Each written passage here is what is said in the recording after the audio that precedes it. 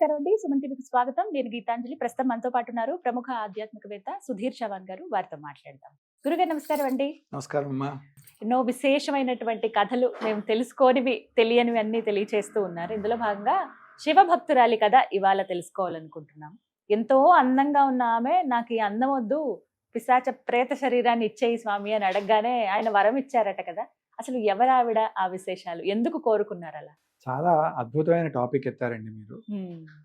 మనకి తమిళనాడులో శైవ సిద్ధాంతంలో 63 మంది నాయన్మార్లు, మనకి వైష్ణవంలో ఎట్లా 12 మంది ఆళ్వార్లు, అట్లా ఆగమము అనుసరించే శైవిజం దాంట్లో 63 మంది భక్తుల్ని చెప్తారు.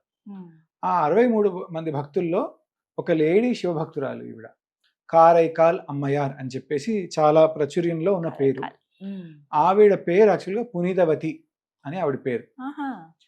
ఆవిడ అవతారం జరిగింది Karaikal, Nagapattinam Karaikal, further south of Pondicherry. ఇంకా మీరు సౌత్కి నాగపట్నం వైపు వెళ్తే అక్కడ కారైకాల్ అనే ప్రాంతం వస్తుంది. ఆ కారైకాల్ దగ్గరలోనే ఆవిడ జన్మ ఎత్తారు అని చెప్పేసి ప్రాచుర్యము. చాలా అందమైన ఆవిడ తండ్రి పేరు దానదత్తుడు అని. దానదత్తుడు కూడా చాలా శివభక్తుడు. చాలా శివ పూజ చేస్తే ఈవిడ పుట్టారు అని చెప్పేసి, ఈవిడ పుట్టినప్పటి నుంచే శివభక్తిని చేయడం గమనించడం, శివ పూజ చేయడం ప్రతిరోజు గమనించడం అవుతే, ఆవిడికి వాళ్ళు వైశ్య కమ్యూనిటీకి చెందినవారు అన్నమాట, వ్యాపారం చేసి. అయితే అక్కడ పరమదత్తుడు అనే ఒక వ్యాపారికి ఇచ్చి పెళ్లి చేస్తారు ఈవిడ, పునీతవతి అమ్మకి.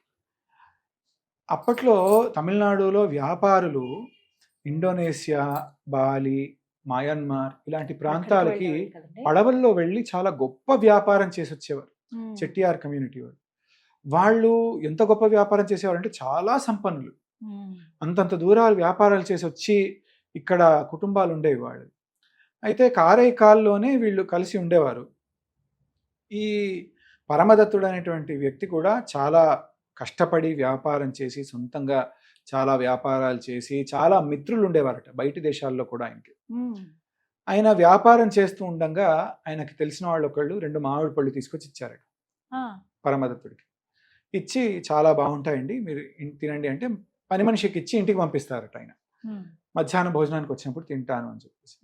ఈవిడేం చేస్తారు, ఇంట్లో పెట్టగానే శివభక్తురాలు భగవంతుడు పరీక్ష చేయడానికి భిక్షగాడి రూపంలో వచ్చి భిక్షాంది అంటే వంట అవ్వలేదు, ఏదో పండు ఇవ్వాలి కదా అని చెప్పి 2 పళ్ళు ఉన్నాయని ఒక పండు శివభక్తుడికి ఇచ్చేసి పంపించేస్తుంది.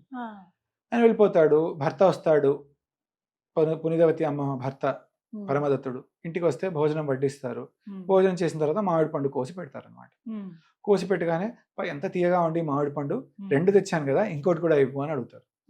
ఈవిడికి అసలు వేరే వాళ్ళకి ఇచ్చేసాను అంటే ఏమంటాడు అని భయపడి ఆవిడ ఏం చేస్తారు, ఆవిడ మొర ఎవరితో చెప్పుకుంటారు, శివుడితో చెప్పుకుంటారు కనుక నేరుగా వెళ్ళి వాళ్ళ ఇంట్లో ఉన్నటువంటి శివుడికి వెళ్ళి దండం పెట్టి, స్వామి ఇలా చేశాను నేను, నా మాట పోతే బాగోదు స్వామి, నువ్వే కరుణించి ఇంకో మామిడి పండుని ప్రసాదించి అంటే భగవంతుడు ఇంకో మామిడి పండుని ఇస్తాడు ఆవిడకి.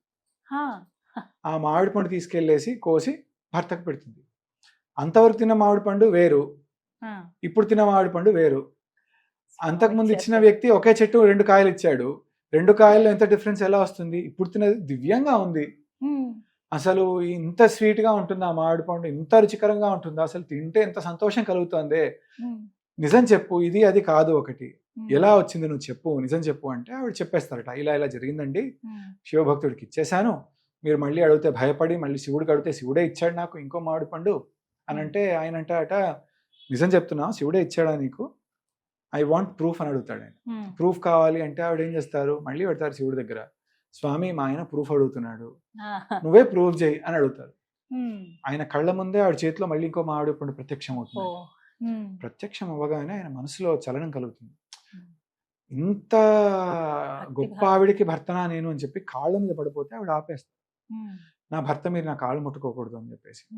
ఆయనకు ఆ భావన మనసులో కలిగిపోయింది, చాలా పెద్ద శివభక్తురాలు ఈవిడ, శివుడు ఈవిడికి ప్రత్యక్షం అవుతున్నాడు, ఈవిడ అడిగిందనలా ఇస్తున్నాడు అని చెప్పేసి ఏం చేస్తాడు, ఈవిడికి నేను భర్తలా ఉండలేను, ఈవిడితో సంసారం నేను చేయలేను అని చెప్పేసి ఆయన ఏం చేస్తాడట, వ్యాపారం అని చెప్పేసి అక్కడి నుంచి వెళ్ళిపోయి అటు నుంచి మదురై ప్రాంతంలో వచ్చి ఉండి మదురైలోనే ఇంకో ఆవిడ్ని పెళ్లి చేసుకొని అక్కడే కుటుంబం సాగిస్తూ 20-30 సంవత్సరాలు దాటేస్తాయట. ఈవిడిక్కడ కారైకాల్లోనే ఉండిపోయారు. ఇలా భర్త వ్యాపారానికి వెళ్తే కొన్ని సంవత్సరాలు వచ్చేవాళ్ళు కాదు, దూర దేశాలు కదా, పడవళ్ళు వెళ్ళి రావడం అంటే మామూలు విషయం కాదు, అలా ఉండేవాళ్ళు. అయితే అప్పటి కాలంలో ఎవరో కారైకాల్ వాస్తవ్యులు మదురై వైపు వచ్చినట్టున్నారు. ఈయన్ని చూశారు. చూసి ఈయన వేరే కాపురం పెట్టేశాడు, ఈయన నిన్ను వదిలేశాడని చెప్పేసి వార్త కారైకాల్ అమ్మవారి పుణ్యవతి అమ్మవారికి చెప్తారు. చెప్పగానే ఈవిడ హుటాహుటిన వాళ్ళ పరివారంతో వాళ్ళ కుటుంబంతో అందరిని తీసుకొని వస్తుంది. వచ్చి రాగానే ఆయనకి వార్త వెళ్ళిపోతుంది పరమదత్తుడికి, ఈవిడ వస్తున్నారు సమ్మనస్కం మీకు చూడడానికి. అంటే ఈయన పరుగున భార్య పిల్లతో, ఆయనకు అప్పుడు కూతురు ఉంటుందంట. ఆ కూతురికి ఏం పేరు పెట్టాడు? ఎవరినైతే మనం అడ్మైర్ చేస్తామో వాళ్ళ పేరు పెడతాం కదా, మొదటి భార్య పేరే కూతురు పేరు పెడతాడు, పునిదవతి అని పేరు పెడతాడు.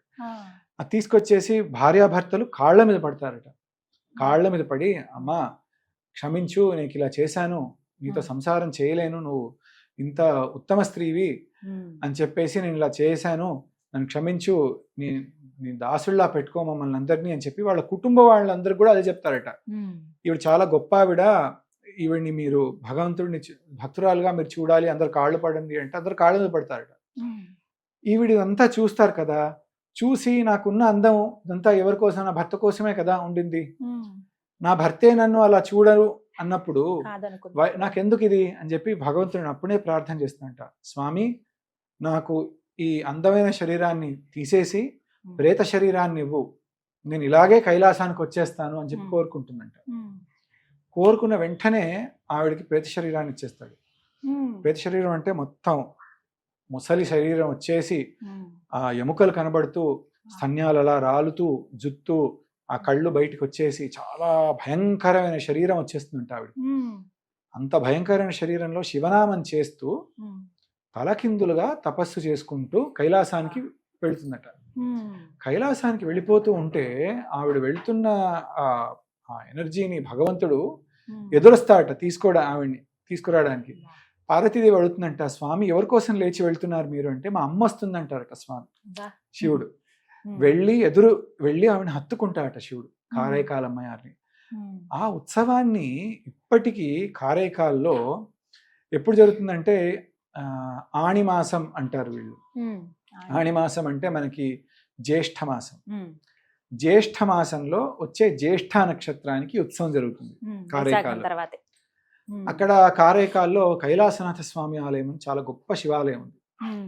అయితే కారైకాల్ అమ్మవారి విగ్రహాన్ని అక్కడ నుంచి ఫర్లాంగ్ ఉన్నటువంటి గణపతి ఆలయాన్ని తీసుకెళ్లి ఒక రథాన్ని ఏర్పాటు చేసి రాత్రి ఊరంతా లైట్స్ ఆఫ్ చేసేసి మల్లెపూలతో చేసినటువంటి పల్లకిలో కారైకాల్ అమ్మవారిని కూర్చోబెట్టి ఆ దివ్యమైనటువంటి జ్యోతి కారైకాల్ అమ్మవారు ఆ గణపతి ఆలయం నుంచి కైలాసనాథ స్వామి ఆలయానికి రాత్రి అందరూ లైట్లు ఆర్చ్ చేసి ఆ కాగడాల్లోనే అమ్మవారిని అలా తీసుకొచ్చి కైలాసానికి వెళ్ళింది అని చెప్పి ఆ ఉత్సవం ఇవాళకి చేస్తారు.